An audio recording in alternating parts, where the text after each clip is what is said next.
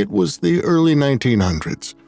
Andrew Carnegie was still alive, a steel baron, philanthropist, and one of those polarizing figures who made his fortune on the backs of laborers and then tried to buy virtue with libraries and such.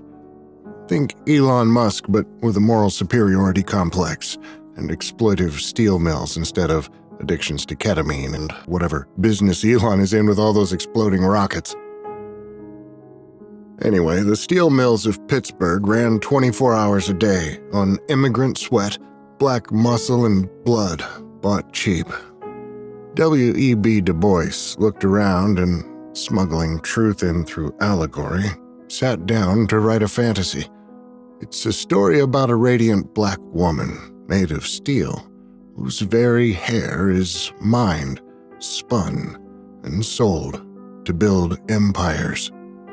You probably see where this is going, but strap in. It's a ride.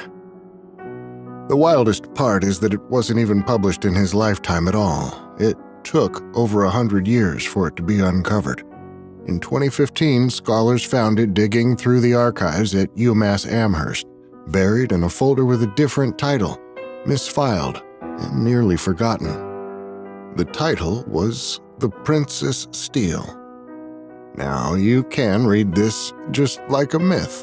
Knights and castles, a scientist with a sci-fi telescope gizmo he invented to peer into history itself. It's a great little story.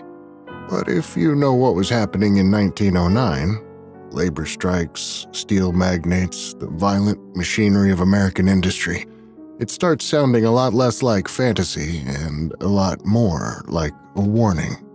And that's where it gets eerie, because the world Du Bois described, where the powerful harvest bodies and labor for profit and call it progress, isn't just some ancient past.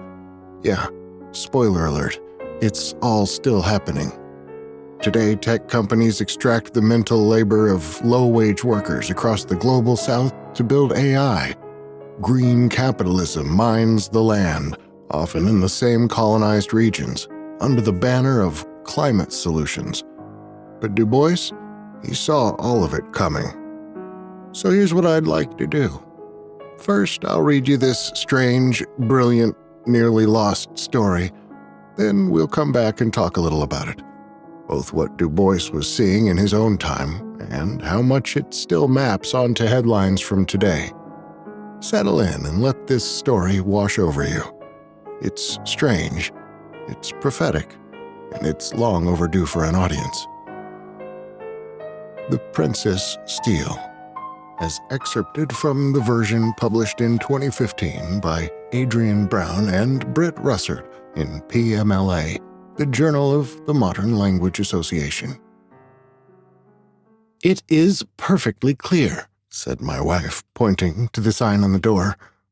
"It is perfectly absurd," I answered, and yet there it stood, written, Professor Johnson, Laboratory in Sociology, hours 9 until 3. We were on the top story of the new Whistler Building, or rather tower, on Broadway, New York, and we had come on account of a rather queer advertisement, which we had seen the night before in the Evening Post. It had said, Professor Hannibal Johnson will exhibit the results of his great experiments in sociology by the aid of the megascope at 2 tomorrow. A few interested parties will be admitted. Now, my wife and I were interested in sociology. We had studied together at Chicago, so diligently indeed that we had just married and were spending our honeymoon in New York. We had, too, certain pet theories in regard to sociological work and experiment, and it certainly seemed very opportune to hear almost immediately upon our arrival of a great lecturer in sociology, albeit his name, to our chagrin, was new to us. I was disposed to regard it as rather a joke, but my wife took it seriously. We started, therefore, early the next morning, ascended to the 43rd story, or rather sailed up, as she said, chafed each other a bit and laughed until, sure enough, we came to the door. We knocked and entered, and then, scarcely looking at the man at the door, we uttered an exclamation of wonder. The wall was dark, with velvety material shrouding its contents in a great soft gloom, except where, straight before us, the whole wall had been removed, leaving one vast window, full 40 by 20 feet, and through that burst suddenly on us the whole panorama of New York. We rushed forward and looked down on seething Broadway. "The river and cliffs of Manhattan," said my wife. Then, with one accord, bethinking ourselves, we turned to apologize to the silent professor, and with surprise I saw that he was black. It never occurred to my little southern wife that this was aught but a servant. She simply said, "Well, Uncle, where is Professor?" "I am he," he said, and then it was our turn to not only be surprised, but rather disagreeably shocked. He was a little man in well-brushed black broadcloth, with a polished old mahogany face and bushy hair. He stepped softly, and had even a certain air of ancient gentility about him. His voice was like the velvet on the walls, and his movements precise and formal. One would not for a moment have hesitated to call him a gentleman had it not been for his color. His voice, his manner, everything showed training and refinement. Naturally, my wife stiffened and drew back, and yet she felt me smiling and hated to acknowledge the failure of our expedition. I was about to suggest going when I noticed that what I had taken to be a velvet-covered wall was in reality the velvet-bound backs of innumerable tall, narrow books, all of about the same size. I was struck with curiosity. "You have a fine library," I said tentatively.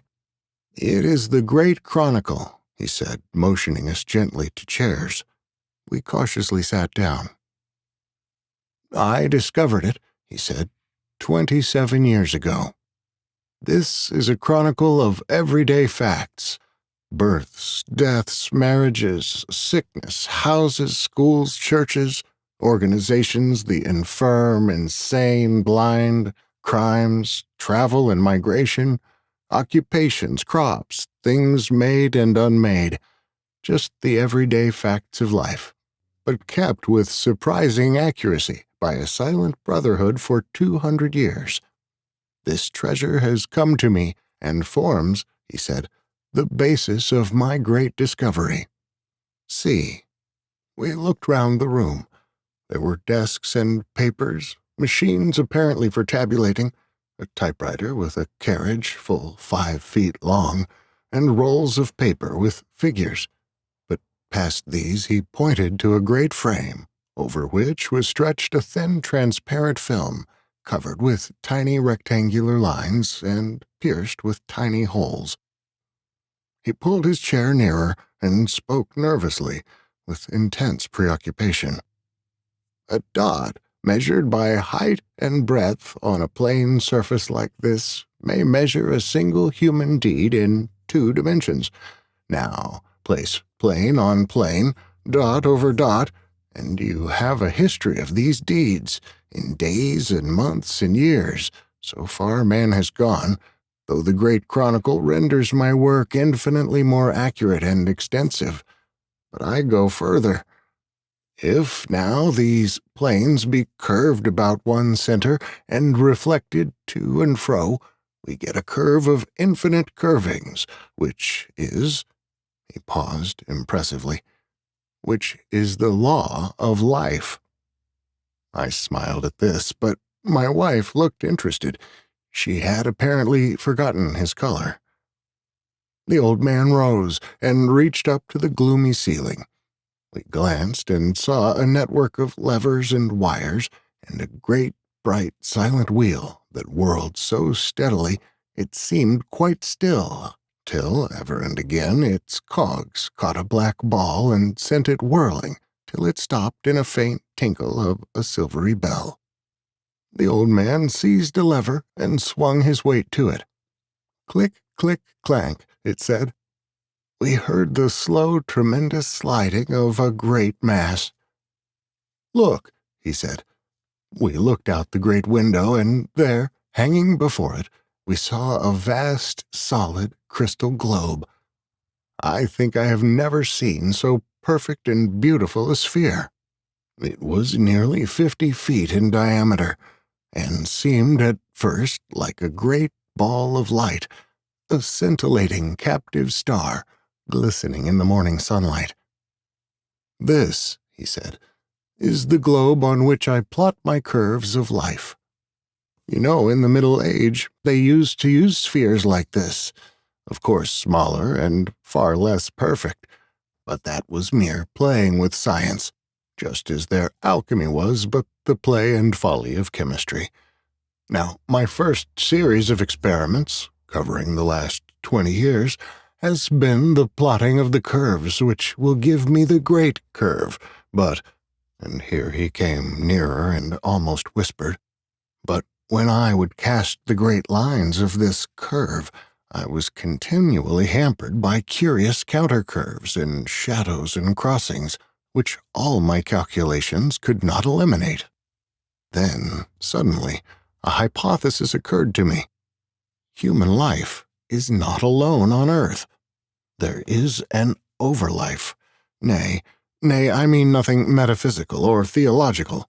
I mean a social overlife, a life of overmen, supermen, not merely captains of industry, but field marshals of the zeitgeist, who today are guiding the world events and dominating the lives of men. It is a life so near ourselves that we think it ourselves, and yet so vast that we vaguely identify it with the universe.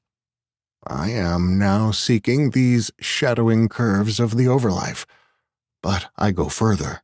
I will not merely know this overlife. I will see it with my soul. And I have seen it, he cried triumphantly with burning eyes. Then, feverishly, I want today to show you one of the overmen, his deeds, his world, his life, or rather, life of lives. I can do it, he said, and drew his chair nervously toward us, and looked at us intently with his dark, weak eyes. I can do more than that, he said.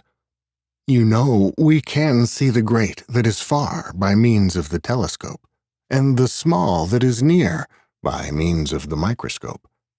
We can see the far great and the near small, but not the great near. Nor, I added, finding my voice for the first time in a vain effort to break the spell, the far small. He beamed. Yes, that's it, he said, and that will come later. Now the great near. And that problem I have solved by the megascope.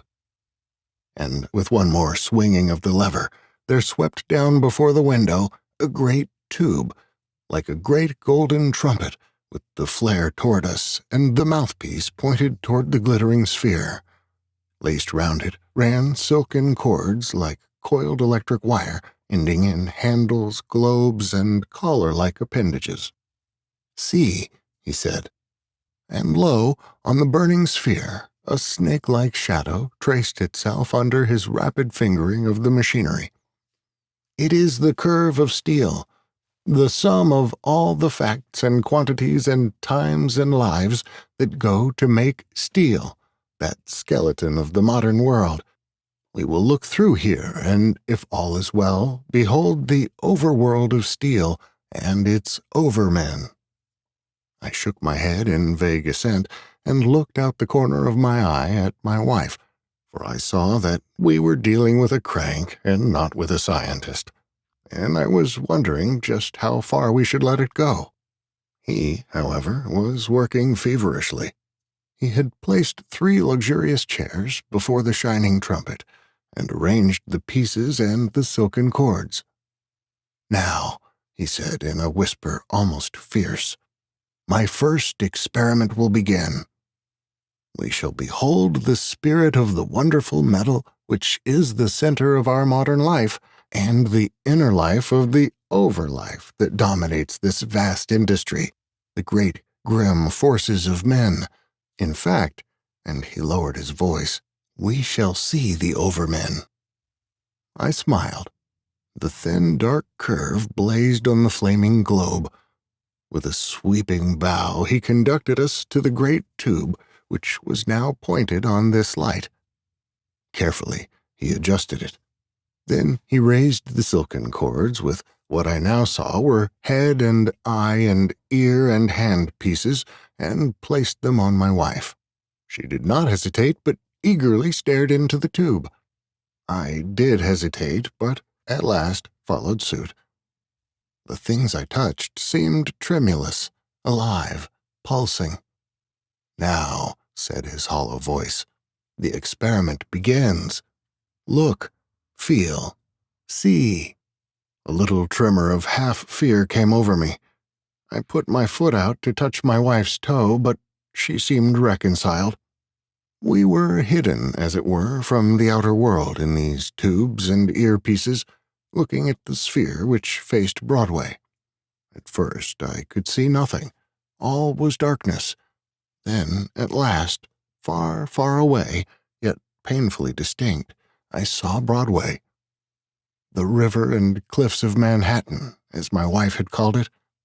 I watched idly, dreamily, as it faded darker, and yet strangely more intense. And then suddenly something flashed into murmuring darkness, then to black silence. The silence grew intense. Then came a vague quickening, as of wandering winds beating and whirring over rock-ribbed moors. I could hear the lonely chirp of a cricket. The wind rose higher, the crickets chirped louder and lonelier. Then I heard waters rushing on, nearer and nearer, swelling and soaring.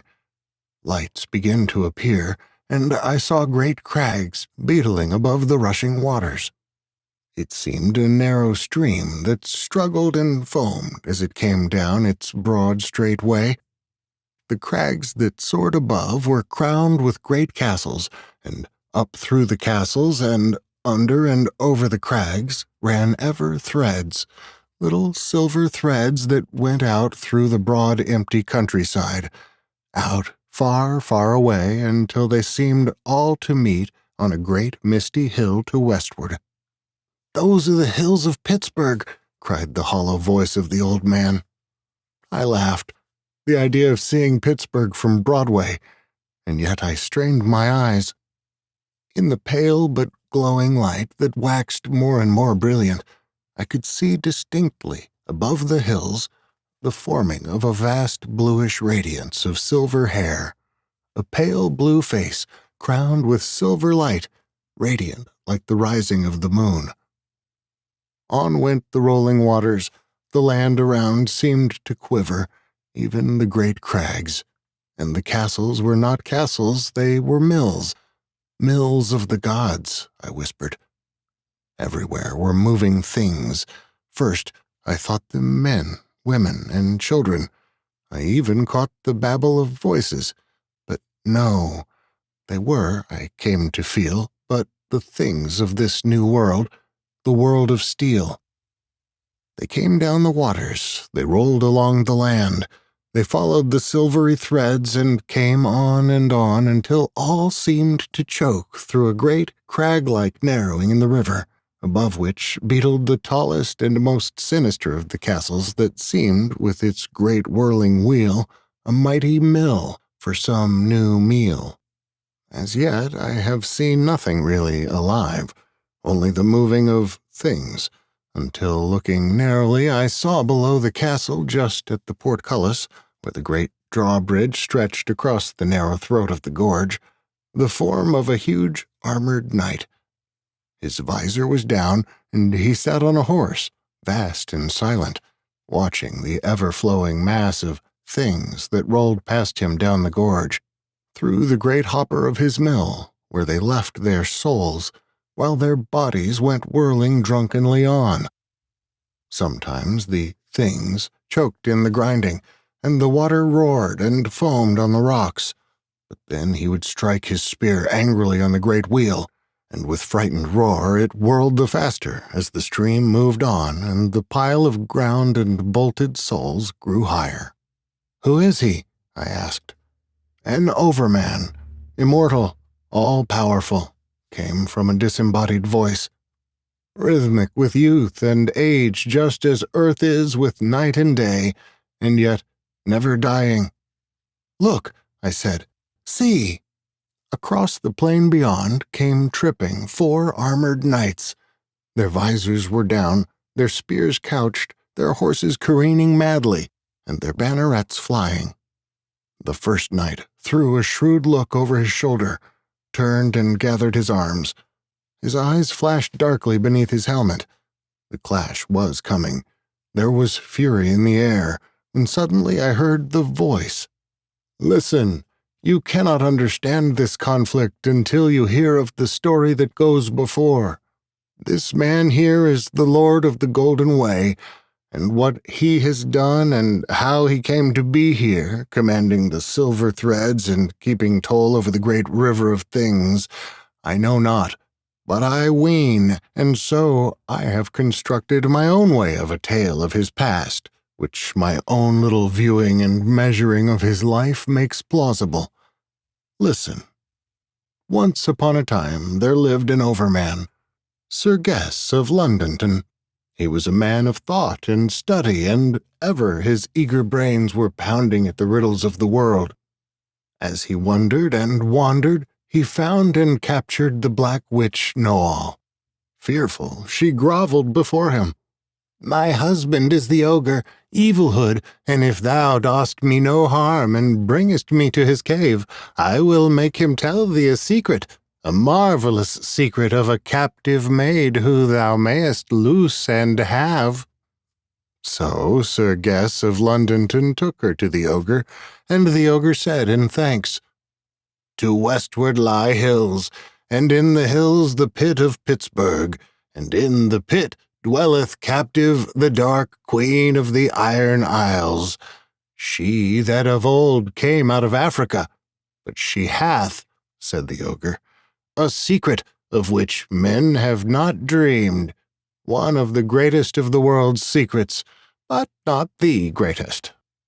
When the queen was captured, she was heavy with child by the sun god, and when that daughter was born, fearing lest daughter like mother should be slaves to men, she hid the child, enchanting it, in her arm. But if thou goest and callest her up from hell and strikest her right arm with the golden sword, then the enchanted daughter may be yours, she and her treasure. More, too, if she be burned then and there in the fires of hell, she will become immortal and become the most wonderful princess of the princesses of the world, the Princess Steel." She and her treasure, but she said not what the treasure was. "Where is the golden sword?" cried Sir Guess of Londonton, but Evilgood and Know-all were gone. So Sir Guess hastened away westward toward the pit, seeking as he went word of the golden sword, wherewith he might strike the right arm of the queen. Now, the golden sword belongs to the Lord of the Golden Way, and the Lord, warding the way of his winding river, a pitiful dwindling river in those poor days, saw the young wanderer and wormed his secret. He was amazed and interested, and spoke sweetly to the young man, and said, "I will follow and help you, and when we have gained the Princess Steel, she shall work for us." "Nay, nay," said Sir Guess, "the princess herself shall be mine, but her treasure I will give you." And the Lord of the Golden Way gladly consented. So he unlocked the golden sword. Now the story of the golden sword has not been told as yet. And they travelled over great waters and wild lands, hills and vales, and faced westward, ever westward, until one twilight time they came to the pit of Pittsburgh. Great clouds hung over it, dashed with the red of the dying sun.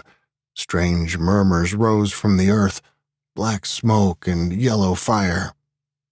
They felt the very ground beneath them tremble and groan. Almost they were afraid to enter. Yet Sir Guest never doubted, and, followed by the Lord of the Golden Way, at midnight they climbed the hill, and crawling, climbing, squirming, dropped into the bottom of the pit.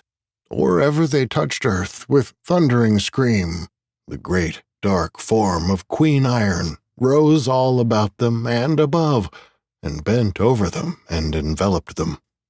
"Who art thou that bravest me, here in my prison walls?" she said.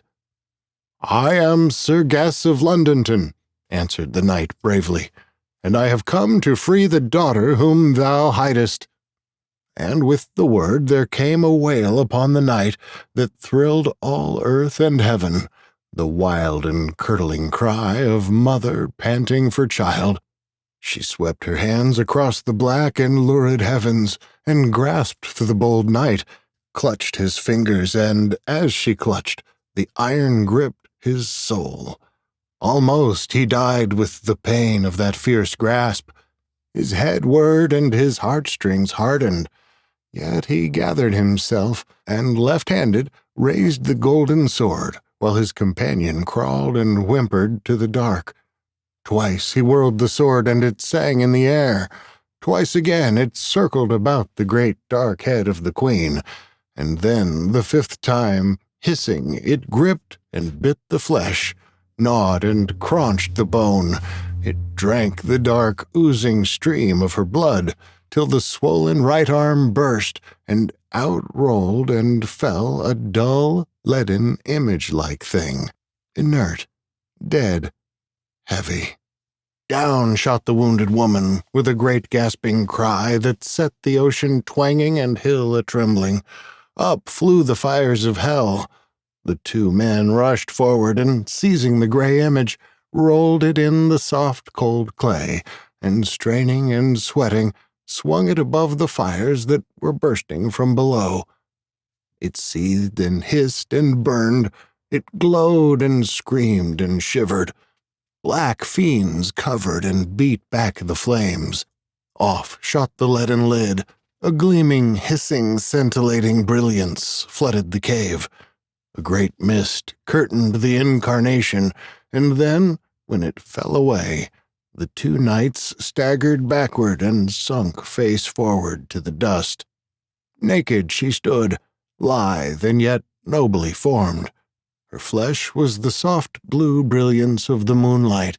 Her hair was the bright glistening of silver, her eyes the pale gold of the sunlight on a dying day. Her face, in its dark blue, wonderful radiance, seemed at first strange and uncanny, and yet there was in its brilliance a beauty such as mortal never wore. She stepped forward, poised, unconscious, listening. Above, between the smoke and grime of the pit, peered the blue sky. She looked toward it. "Mother," she said softly. A little star paced slowly by. She hesitated, watching it greedily. "Sister, sister?" she asked. Then quickly, swiftly she climbed, groping but ever more and more lightly, gliding, until at last she stood upon the mighty hill and raised her golden eyes toward the great blue dome of the sky beneath the twinkling radiance of the stars. The tears streamed down, and she lifted her voice and sang, "Life, life, life." Then, all silent, she stood enraptured, worshipful. Out of the east came light. A white-gray brilliance began to unfold. She turned upon it wonderingly and watched it with great eyes. The east glowed and reddened, and she cowered almost in terror. Long barbed spears of light flashed across the world and killed the stars. The winds waited. The birds sang, twittered. The princess trembled in wild confusion until, above the earth, shot the great red glory of the sun. Then she rose and danced, and in sudden great good laughter lifted up her voice and cried in ecstasy, "Father, Father, the prince of the princess of Africa." Ever she laughed and twirled and danced upon the hill until suddenly her eyes fell upon the crouched form of Sir Guess of Londonton, and she stood very still. He, seeing her for the first time in the broad brilliance, and beholding that beautiful face, rose with a wonder in his soul, rose and half timidly, half beseechingly stretched his arms. She looked at him in fright, amaze, and sympathy. A softness crept into her eyes. Her bosom heaved. She gathered the silver of her hair around her, shading her lithe limbs and heaving breasts, and then with sudden abandon cried, "I love thee!" He started toward her. "Hold!" It was the cry of the Lord of the Golden Way as he groped from out of the pit, tired, dirty, fearsome. "What will you?" asked the younger lord. "Our bargain," muttered the other. "Where is it?" cried the youth. "Look, fool, her hair is silver and her eyes are golden, and," he whispered, "mayhap there be jewels crusted on her heart." For a moment they gazed at each other. "Wouldst thou murder my bride for silver and gold?" cried Sir Guess. "The treasure," growled the lord doggedly, and his greedy eyes shifted and caught the gleam of the golden sword, where it lay between them. He bent stealthily toward it. "Back!" cried the other. "We fight with iron, and whoso wins, his be the princess, treasure and all." Out sprang the iron broadswords and made morning music on the hills. 3 times the Lord of the Golden Way slipped to his knees, and twice the younger, slighter man grazed death. Finally lunging forward, the Lord struck Sir Guess heavily upon his shoulder, and the knight slipped and fell along the mountain way. Ere he could rise, the Lord threw away his iron and seized the golden sword.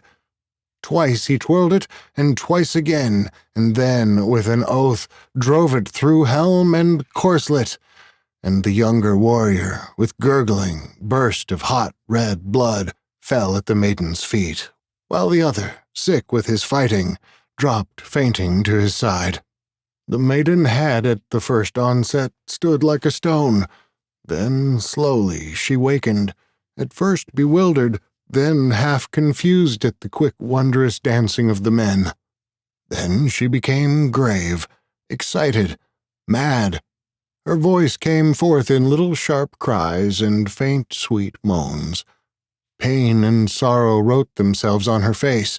She threw her hands wildly unloosed, and tossed her silvery hair until it went whirling like a great white misty web above her dark glowing face and golden eyes, and to her face struggled the memory of other worlds and other battles.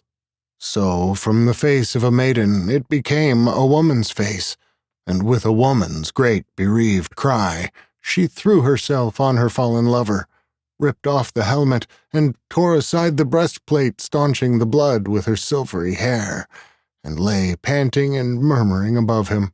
Then the hair seemed to her coarse. She rose, hesitated, and stood there, all silver, until she spied a thin, round stone lying in the dust. With deft strength she clove a hole in its middle, and gripping it lightly in her fingers, wheeled and whirled it, and so spun a strand of her hair to a long, thin, beautiful thread, and wove it carefully round and round the bloody body in cunning fashion until it laid there, hearsed in burning, breathing silver. The Lord of Golden Way awoke, gasped, and painfully dragged himself to his knees. He saw the wonderful covering, and he knew that the treasure he wanted was the spun hair of the maiden. The sweat of greed oozed on his forehead. He crept forward, stealthily, silently. The maiden never deigned to notice him, but crouched there all clothed and gowned in her burning curls. She watched the wan, cold face of her lovers, whispering to him and making mystic passes above his bier. Stealthily, silently, the Lord crept on, till he had seized lightly a single strand of her hair. Then he slipped quickly and more quickly down the hill, toiling and trailing after him. Then came long days of work and sweat. He rigged a great wheel and spun the silken steel, clumsily and coarsely, but finally enough to joy him to ecstasy. Upward he crept, stealthily, and seized another strand, and spun it, and another, and then, bold and even bolder, he seized a great curl, and setting up a mighty loom, wove to a great tough solid mat that rang and pealed till the Lord screamed with greed and joy. And yet ever the maid sat, save for the mystic whispering, motionless, save for the mystic waving of her hand over the bier, there on the hills over the pit of the imprisonment to which her spun hair held her as it stretched across the world. I bent forward and watched her. There it was I first saw her, said the voice, that bluish radiance above the western hills, wondrous beautiful, all crowned in silvery cloud, and I caught the low, full voice in some language of all languages. I watch and ward above my sleeping lord, till he awake, and then, woe world, when I shake my curls aloose. I started, for I too heard those mystic words, and the answering voice of the old man from afar. What then, O princess? She laughed. Her laughter was like the beating of the billows on the bar, angry, with softness. One hand flashed up, and with a quick, sharp grasp, she pulled a single curl. I watched where the curl wended its way past Chicago, past Omaha, past the great plain and the sad mountain and the rough roaring of lands, toward the sea and San Francisco, and suddenly the world whirled in San Francisco. The fire burst, the earth trembled, buildings fell, great cries rang round from the world. Only the steel stood silent and grim in the treacherous innocence. I gasped in fear. Again flashed that blue and fatal hand. Another curl trembled, and far down in Valparaiso the earth sighed and sank and staggered. The steel stood cold and grim. Again, and the isles of the sea quivered. A great ship shivered and dove to its death. Again, but I cried in horror, Hold! Hold, O princess! The hand sank, and lo, the voice came, sad and full of awful sweetness. I watch and ward over my sleeping lord, till he awake, and then, woe world, when I shake my curls aloose.